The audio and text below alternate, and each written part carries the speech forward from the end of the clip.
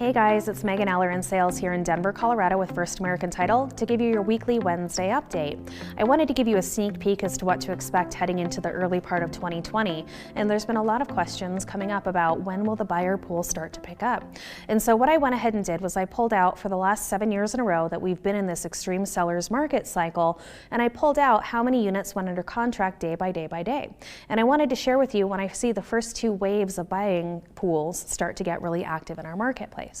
So when I'm looking at our market, each different colored line on this graph represents a different year. Now the first bump of activity that I see in buyer activity tends to come in that third weekend in January, where our buyers start to pick up. The next wave of activity that typically comes in is the weekend directly following the Super Bowl. So there are three things outside of this graph that we're watching to ensure that we have our early spring pickup in Metro Denver.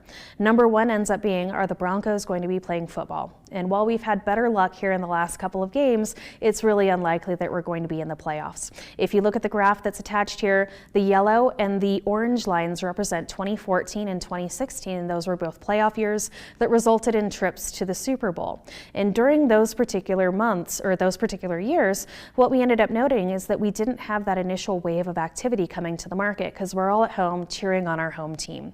Now, since we're not going to be in the running for the playoffs or the Super Bowl this year, we'll continue to root on our Broncos and we'll hopefully wish them well going into next year, but that's likely that our buyer pool will get active earlier. The next thing that we need to keep an eye out for is what happens with weather. If we have a mild winter, typically what happens is our buyer pool ends up getting active earlier in the year. And if we have that mild winter, people aren't having to schlep through snow and shovel off their driveways, and they're more likely to go out and look at those properties. Unfortunately, I don't know what the weather report's going to look like heading into January, February, or March yet, but that's definitely something that you want to keep an eye on. In 2018, what happened was we ended up having nearly 4 months that we were buried in snow, and it ended up creating a very large delay of our market heading out into 2018.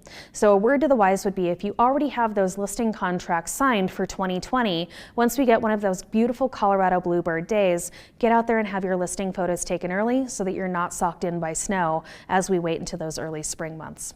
The last thing that we're going to be keeping an eye on is interest rates. As long as interest rates remain low, as they have since June, what happens is our buyer pool gets active early. And so I would encourage you and your buyers that are dependent on financing, which is typically 9 out of 10 people in this particular market, to take advantage of these historically low interest rates and get out there early into those spring markets so that you can save long-term on your largest financial investment.